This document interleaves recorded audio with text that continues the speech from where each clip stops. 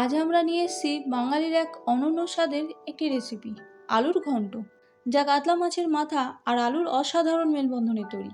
এটি শুধুই একটি পদ নয়, বাঙালির রসনার সঙ্গে জড়িয়ে থাকা এক আবেগ। কী করে তৈরি করলাম সেটাই দেখে নিই। নমস্কার বন্ধুরা, আমি পায়েল, আপনারা দেখছেন পায়েলের পাকশালা ইউটিউব চ্যানেল। এখানে 700 গ্রামের মতন কাতলা মাছের মাথা আছে। এগুলোকে প্রথমে ভালো মতন ধুয়ে নিয়েছিলাম। এবার এর মধ্যে সামান্য নুন ও সামান্য হলুদ গুঁড়ো দিয়ে এটাকে আমরা ম্যারিনেট করে নেব। তারপর এটাকে আমরা 5 মিনিটের জন্য রেখে দেবো। ততক্ষণের জন্য একটা মশলা বানিয়ে নিই। আসুন।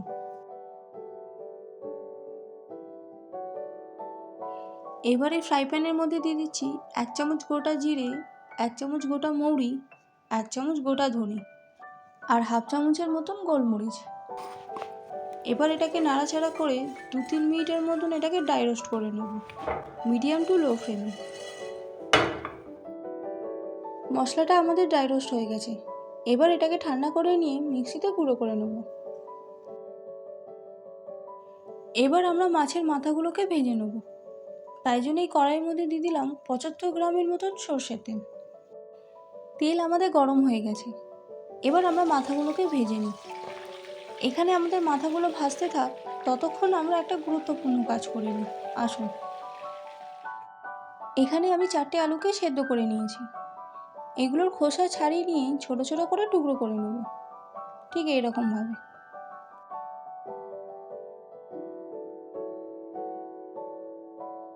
আলুগুলো আমার টুকরো হয়ে গেছে। এবার এগুলোকে আমি ম্যাশড করে নেব।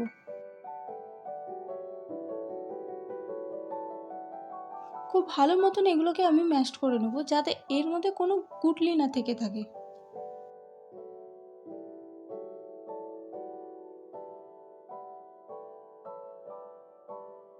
আলুগুলো আমাদের ম্যাশড হয়ে গেছে। এবার দেখে নেব মাছের মাথাগুলোর কি অবস্থা। মাছের একদিক ভাজা হয়ে গেছে। এবার এটাকে আমি উল্টে নিচ্ছি।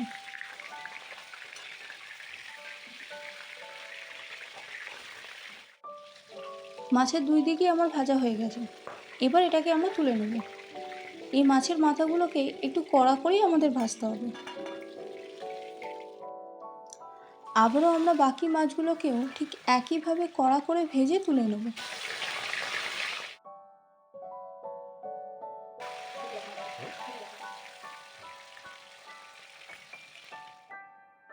সম্পূর্ণ মাছগুলো আমার ভাজা হয়ে গেছে।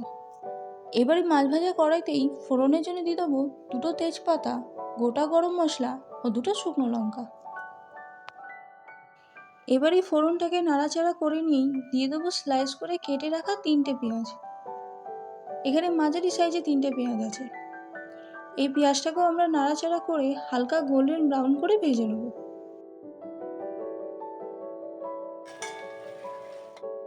পেঁয়াজ আমাদের নরম হয়ে গেছে।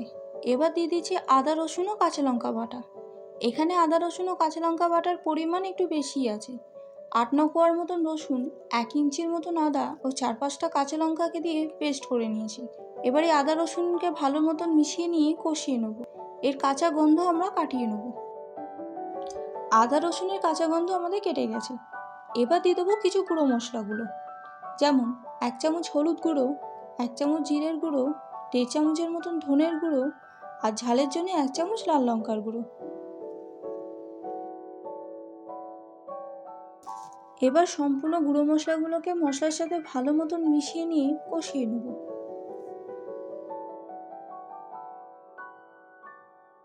মশলাটা আমাদের ড্রাই হয়ে গেছে, তাই জন্য দিয়ে দিচ্ছি 2 হাতার মতন গরম জল। আবারও এটাকে ভালো মতন মিশিয়ে নিয়ে কষিয়ে নেব। এই দেখুন, মশলা থেকে তেল ছেড়ে দিয়েছে এবং মশলাও খুব ভালো মতন কষে গেছে। এবার দিয়ে দেবো ভেজে রাখা সেই মাছের মাথাগুলো। এবার এই মাথাগুলোকে মশলার সাথে খুব ভালো মতন মিশিয়ে নেব।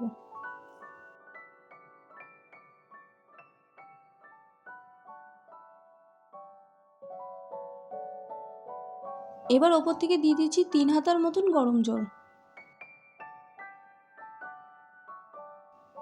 এই জলটাকেও মিশিয়ে নিয়েই দিয়ে দেবো পরিমাণ মতো নুন।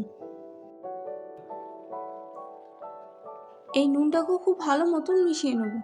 তারপর মিডিয়াম টু লো ফ্লেমে এটাকে 2-3 মিনিটের মতন ফুটিয়ে নেব।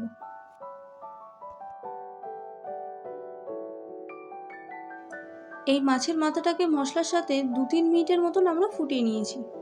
এবার দিয়ে দেবো সেদ্ধ করে রাখা সেই আলুগুলো, যেটাকে আমরা ম্যাশড করে আগের থেকে রেখে দিয়েছিলাম।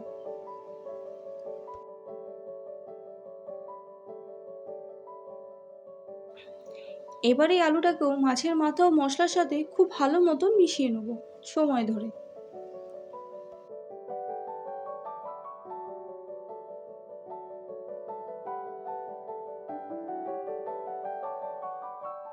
সম্পূর্ণ আলুগুলো মশলার সাথে খুব ভালো মতন মিশিয়ে নিয়েছি। এবার একটু বেশি পরিমাণে দিয়ে দেবো গরম জল। এখানে মোট আমি 1/2 লিটারের মতন গরম জল ব্যবহার করেছি। এবার এটাকে হাই ফ্লেমে 4-5 মিনিটের মতন ফুটিয়ে নেব। মিনিট 5-এর মতন এটাকে আমরা ফুটিয়ে নিয়েছি এবং আলুটাও মশলার সাথে খুব ভালো মতন ঘেটে গেছে। এবার ওপর থেকে ছড়িয়ে দেবো ভেজে রাখা সেই মশলাটা, যেটা আগেই আমি বেটে নিয়েছিলাম। 2 চামচের মতন ওপর থেকে আমি ছড়িয়ে দিচ্ছি। আর দিয়ে দিচ্ছি চিনি 1 চামচ, আর ওপর থেকে ছড়িয়ে দিচ্ছি ধনেপাতা কুচি।